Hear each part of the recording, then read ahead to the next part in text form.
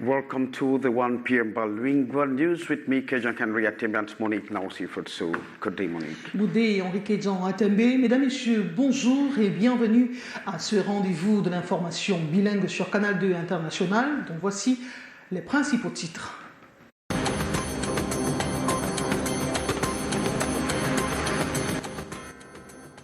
Il incendie la maison familiale pour une somme de 1500 francs CFA. Ce pyromane âgé d'une trentaine d'années a délibérément pris cette décision pour punir ses parents qui ont refusé de lui donner cette somme. Le fait se produit à Banjul où un adolescent avait ôté la vie à ses parents pour 3000 francs, argent de poche destiné pour les fêtes de fin d'année. And 30-year-old burns family compounds over 1,500 francs CFA, threatens to commit patricide if his father refused to give him the money. The incident happened in Pete Banjul, West region of Cameroon. Opération coup de poing contre les pathologies ORL. Les chercheurs camerounais en partenariat avec les experts allemands mènent une campagne de dépistage gratuit chez les enfants et adultes à Yaoundé jusqu'au 29 juillet prochain. Il s'agit essentiellement des maladies qui s'attaquent au nez, aux oreilles et à la gorge. And preparations are well on course for a hitch-free burial of Cameroon's frontline opposition leader, Ni John Frundi. This has been confirmed by the local organizing committee in charge of the funeral in Bamenda and Babatu, northwest region of Cameroon. Top stories.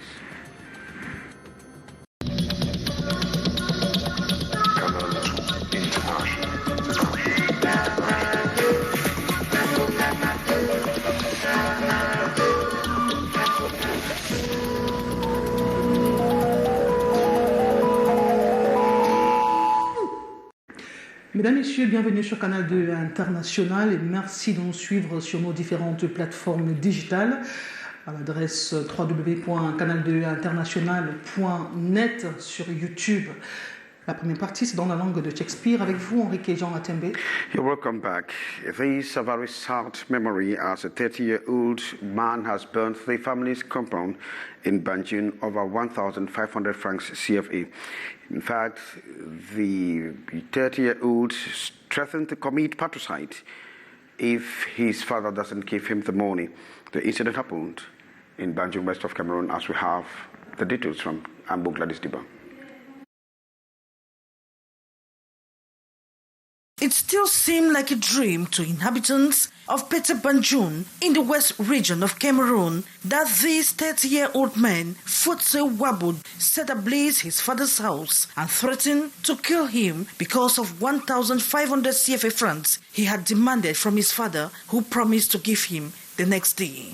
He went to his father's house and set it on fire on the pretext that his father refused to give him the sum of 1,500 CFA francs he demanded. Earlier, he left a note that he would come back and kill his father. The man performed the heinous act on the night of July 18, 2023, with hopes that his father was indoors. He started by destroying the electrical meter and then used chairs to block the doors before he set the house ablaze. Fortunately, his father was not in the house when he was doing all this. Today, because of an amount of 1,500 CFA francs, a native of this land decides to burn down the house of his father, whereas there are young people who are expected to take care of their parents who are tired. For 1,500 francs, he sets a house ablaze. Even if it were for 1,000,000 francs CFA, is he supposed to carry out such an act? He was later arrested after thorough search and taken to the police station where he has been detained. We received information that he was in front of his father's shop in Banjul. That is when we came and he was arrested. He was in possession of a knife. Such crimes are becoming recurrent in Banjul, in the west region of Cameroon. Recently, it was another young man in the same town who killed his father for an insignificant sum of 3,000 francs CFA. Yeah, very unfortunate. Thanks very much, Ambo Gladys. From one unfortunate incident to another, this time in the northwest region of the country, precisely in Bamenda, where inhabitants woke up on Thursday morning to find or discovered yet another corpse on the Azuri area of the town, or the Azuri New Church neighborhood in Bamenda's 2 subdivision. And now with his identity papers still lying in him, but partially destroyed by bullet shots, onlookers identified the man as Nu Calvin, born in 1977 in Bamenda. And with a chain and padlock on his left leg, the corpse carried signs of torture and bullet wounds from the left ear bursting through the right side of the neck. Neighbors of the Azuri New Church area attest having heard some gunshots last night, that is the night of Thursday, at about 8 o'clock. So at press time, the mortal remains of the man who has been identified as a businessman around Small Mangkong area was still to be disposed. And we stay in Bamenda, where the local organizing committee for the funeral of the late SDF National Chairman Nijon Fundi has assured the public that preparations are well on course for a hitch-free burial of the politician in Baba to Bamenda in his village next week. And so the assurance was made during the press conference that took place yesterday. As we hear from you, Ambu Gladys with Curls from our chief correspondent in the Northwest region, Annie Collins. Slightly over a week to the funeral of the chairman of the Social Democratic Front Party, the SDF, the local organizing committee has addressed a press briefing in Bamenda this Tuesday, July 20, 2023. Headed by Fongo Cletus Tangui, the lone SDF mayor in the Northwest region, journalists have been clarified on certain preoccupations like security that has occupied center stage for years now. Security matters are not disclosed in the public, but be rest assured that your security will be guaranteed. Have that confidence that your security will be guaranteed before, during, and after the occasion. As concerns the absence of family members at this encounter with the press, the local party top notches dismissed any discrepancy vis-a-vis the family. The family is heading the preparations in as much as we are trying to bury the national chairman as the chairman of the party. He is first of all the father to a family, and so it is a family that is championing the preparations, and it starts from Yaoundé. They are actually at the center of the National Organizing Committee. In regards to the recent inferno at the village compound of the emblematic politician, the committee chair says it was a light incident that will not hamper his laying to rest. Small building behind the kitchen in the village was vandalized by unknown men, and after that they shot some 2 or 3 things and burst them on the new building. That is what happened that night. All in all, they have emphasized that Nijon Fundi will be mourned by a cross-section of society and not only militants and sympathizers of the SDF party, owing to the role he played on the political landscape in Cameroon. Thanks very much, Ambo Gladys Zibang. And this is the umpteenth time we are hearing very unpleasant stories of children attacking their parents, and with some committing patricide because of money. C'est un conflit familial à Banjoun et un homme âgé d'une trentaine d'années échappe de justesse à la vindicte populaire après avoir incendié la maison de ses parents et les avoir menacés de mort. Et en fait, il leur réclamait une somme de 1500 francs CFA sans succès.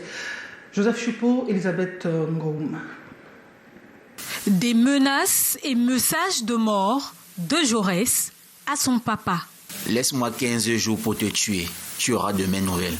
D'après les témoins, le jeune homme d'une trentaine d'années a délibérément mis le feu à la concession familiale après que son besoin de 1500 francs CFA auprès de son père n'ait pas été comblé sur le champ. Il est allé chez eux, il a entassé les matelas et il a mis le feu sur la maison de son père.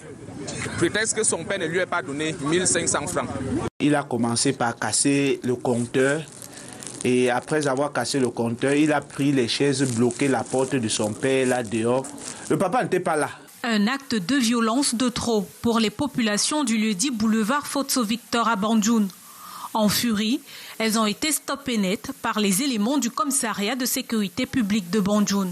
Pour un cas de 1500, un fils natif, un fils du papa Olivier brûle sa maison. Pourtant, c'est des jeunes qui devaient plutôt nous aider, nous, les parents fatigués. Maintenant, c'est lui qui brûle la maison pour 1500, même si c'était pour 1 million. Est-ce qu'il devait brûler la maison? Le présumé pyromane est en garde à vue depuis mardi dernier. À Bandjoun, ce n'est pas un cas isolé. Pour 3 000 francs CFA, un autre jeune avait ôté la vie de son parent pendant la période des fêtes de fin d'année. Mon livre n'est qu'une fiction et toute ressemblance avec la réalité n'est que pure coïncidence. Ce sont les confessions d'une romancière, notre reporter en Ngaoundéré, notre correspondant Eric Ngélé. Il s'agit bien sûr de la romancière de 17 ans, Marsouka Oumi, qui est menacée de prison en Ngaoundéré. L'élève de terminale a commis le 16 mai dernier un ouvrage intitulé « Mon père ou mon destin », à travers lequel elle décrit les tares de la société dans laquelle elle vit. Et depuis lors, elle subit des salves de pierre. Dans le village qu'elle campe dans l'ouvrage, et le chef traditionnel l'a cité à comparaître aujourd'hui même au tribunal de première instance de Ngaoundéré. On revient dessus avec notre correspondant Eric Ngélé.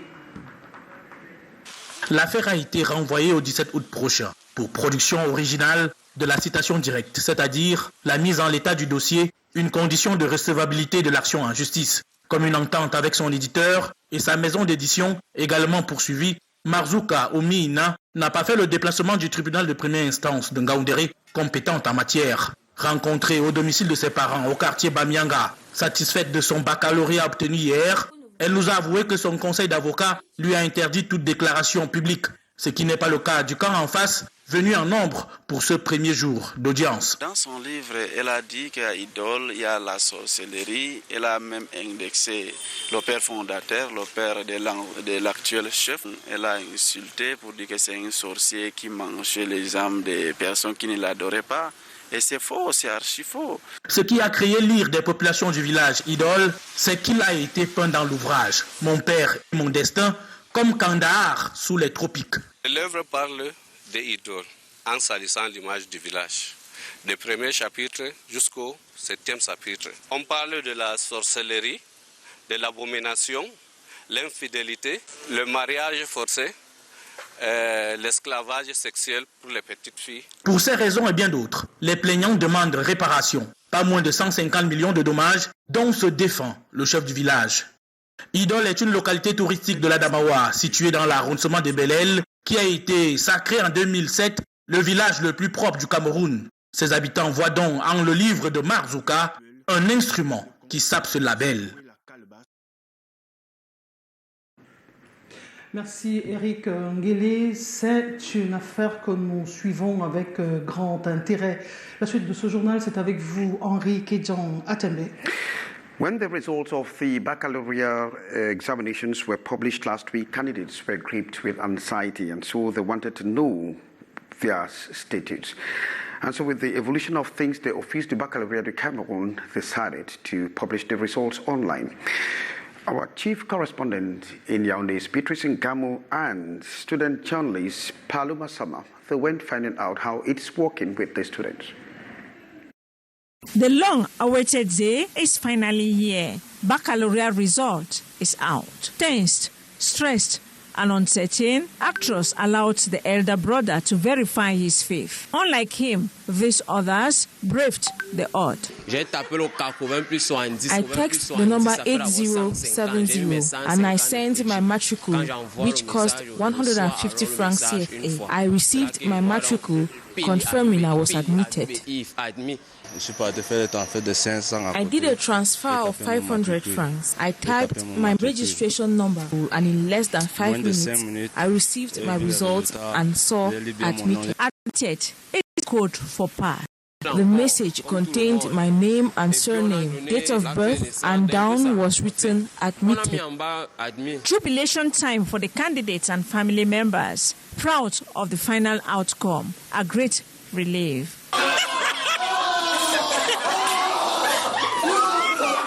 Unlike the others, after getting the pass message, she came back to school to verify once more. When I received my results numerically, I was very happy. But today, I decided to come to school to verify if it is true. Worth recalling here that it is since 2016 that results published by the Baccalaureate Board are sent via registration numbers. All candidates are eligible to that, except otherwise. And after the release of the results of the baccalaureate examinations, these students or children are now rushing to prepare for preparatory classes ahead of entrance examinations into the public service. And so Sherisa Saleh went finding out how they are faring in some of these specialized centers in Douala.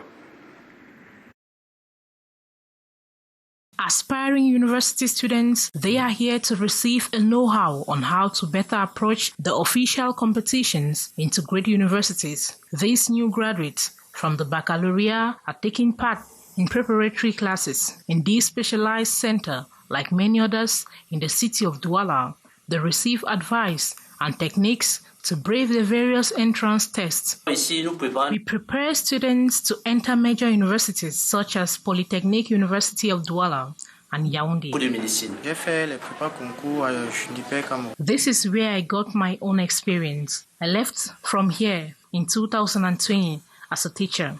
I teach mathematics and physical sciences. Since we are on holidays, I came to pass on what I got to others.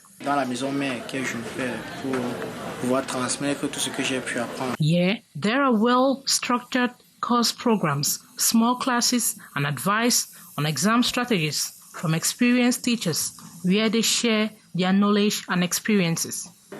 I was referred by a senior who did his and succeeded. I would like to come out here with good results, and why not come back to share with others. A choice of integration that many of them did not have the opportunity to make. For 2 months of preparation, each of these young people pays an amount of 50,000 francs.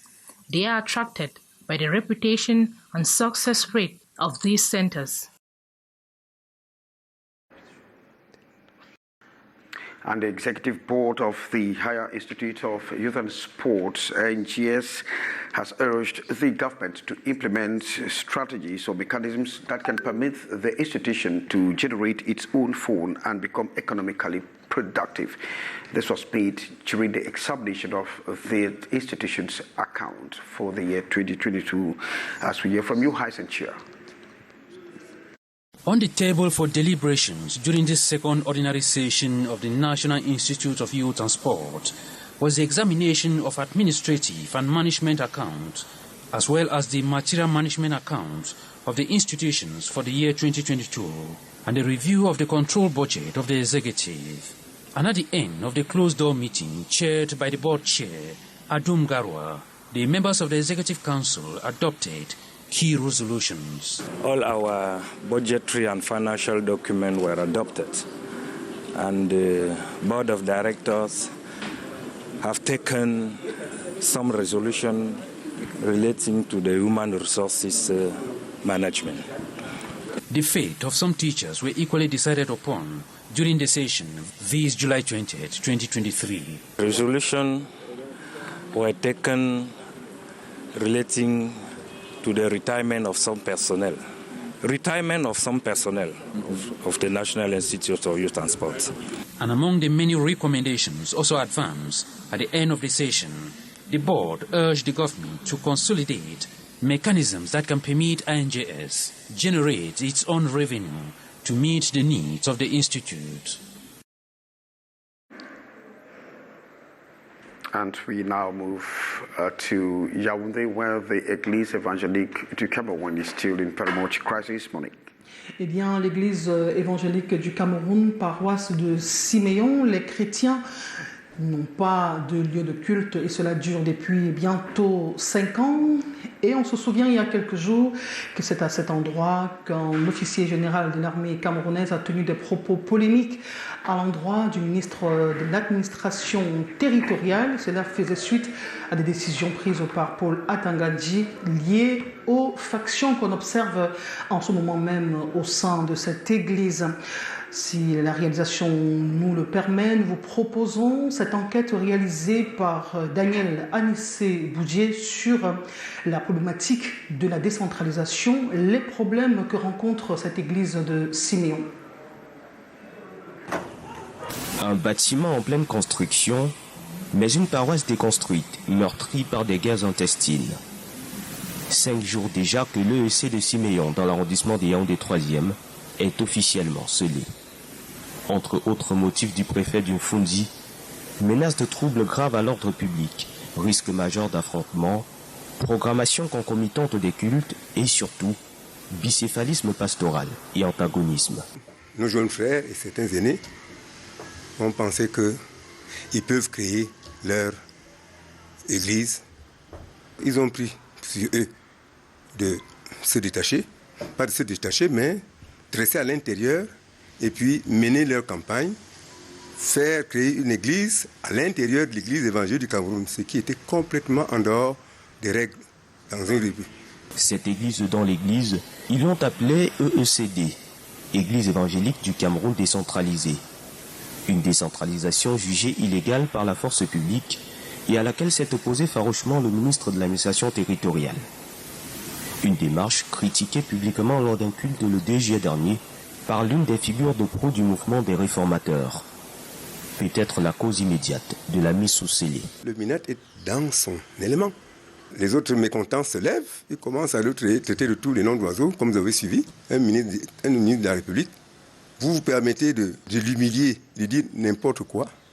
C'est que vous attaquez le chef de l'État qui l'a nommé. Les adeptes de l'EECD justifieraient leur repli par les mauvaises conditions que vivent les hommes en soutane noir. Ils ont évoqué des sujets d'une pertinence difficilement réfutable, par exemple le problème du salaire des ouvriers et autres. Contacté par Canal 2 pour plus d'explications, Eloge Mianini, présenté comme le coordonnateur de cette nouvelle branche, se refuse tout commentaire ou avis sur la question. Nous avons également tenté en vain de rencontrer le pasteur responsable de la paroisse, qui serait lui aussi l'un des initiateurs de ce mouvement. Jusqu'à nouvel ordre, toute activité est suspendue au sein de la paroisse et les contrevenants s'exposent à des poursuites judiciaires, d'après la décision du préfet. La mesure est appliquée dans toutes les autres régions où l'église évangélique du Cameroun décentralisée tenterait d'asseoir son hégémonie. Selon des sources dignes de foi, plusieurs lieux de culte ont été scellés à Fumban dans le Noun et des fidèles gardés à vue pour s'être opposés aux lois de la République.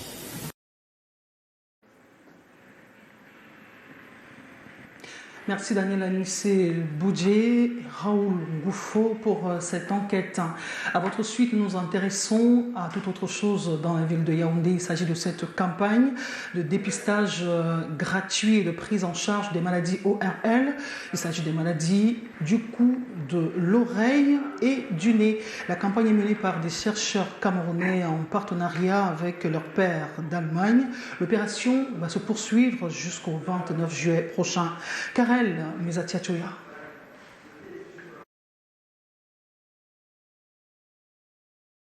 Un cas plutôt préoccupant détecté. La patiente n'entend pas bien. La spécialiste, après examen, prescrit une intervention chirurgicale. On a 2 options dans ces cas. Option numéro 1, on dit qu'on n'opère rien, il faut un appareillage. Option numéro 2, on dit qu'on opère, ça veut dire qu'il faut fermer le tympan, essayer de reconstruire la chaîne ossiculaire. Une pathologie ORL, entendez otorhinolaryngologique parmi tant d'autres, diagnostiquée chez les adultes et enfants, au lieu-dit Carrefour Avenue Germaine à Yaoundé. Nous couvrons tout. Nous avons eu des enfants avec des otites, nous avons eu des pharyngites, des laryngites. Occasion à saisir. Toutes les franges de la population invitées à en profiter. Les personnes au goût prononcé pour l'alcool, la cigarette et les tout petits surtout. À partir du moment où on a eu pendant beaucoup d'années un contact avec l'alcool ou avec la cigarette, à long terme, on est un patient à risque. Au niveau des enfants qui sont enrhumés à répétition, qui ronflent, qui n'entendent pas bien, doivent être vus aussi bien par le pédiatre que par l'ORL. Ça met à l'abri du danger et peut contribuer à protéger le Cameroun des problèmes d'audition et tout ce lié à l'ORL. Nous sommes dans un projet la campagne d'audition au Cameroun. Cette campagne, elle se poursuit de manière à ce que nous puissions aider les Camerounais et surtout les enfants qui ont des problèmes d'audition pour permettre à l'État d'enlever un pan de cette santé. Lancée ce 20 juillet dans la capitale, la campagne s'achève le 29 prochain dans cette structure hospitalière. Opération menée avec des partenaires allemands. Parlons de sport football. À présent, Manchester United a finalement officialisé la signature attendue du Camerounais André Onana. Après une seule saison à l'Inter de Milan, il avait rejoint libre en provenance de l'Ajax Amsterdam. Et donc, André Onana est transféré à Manchester United en quête d'un nouveau gardien numéro 1 suite au départ de David De Gea. Mathieu Fango. Le Camerounais rejoint l'Angleterre dans le cadre d'un transfert qui a coûté 55 millions d'euros, bonus inclus aux Mancuniens.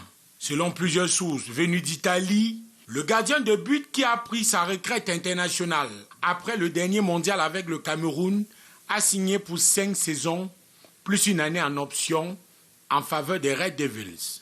À 27 ans, André Onana donne un nouveau rebond à sa carrière après une saison durant laquelle il a disputé la finale de la Ligue des Champions, en plus d'avoir remporté la Coupe d'Italie et la Super Coupe d'Italie avec les Nerazzurri. L'ancien gardien de l'Ajax d'Amsterdam retrouve Erik ten Hag, un entraîneur qui l'a fait progresser au plus haut niveau et avec lequel il a participé à la fameuse épopée européenne de la saison 2018-2019. Ce contrat fait du portier camerounais le 3e gardien le plus cher de l'histoire du football, avec un montant record de 55 millions d'euros, derrière l'Espagnol Kepa Arrizubia, 80 millions d'euros, et Alisson Becker, le Brésilien. Bon vent, cher lion indomptable. Mesdames, Messieurs, c'est la fin de ce 13h pour aujourd'hui et pour la semaine. Merci d'avoir été des nôtres depuis lundi dernier. Lundi prochain, nous serons à nouveau des vôtres. Si plaît à Dieu, portez-vous bien. Je vous souhaite de passer un excellent week-end en compagnie des programmes de Canal 2 International. My co-presenter, I wish you a wonderful weekend. And I wish you the same, and to all our televiewers for being there with us all through. Goodbye.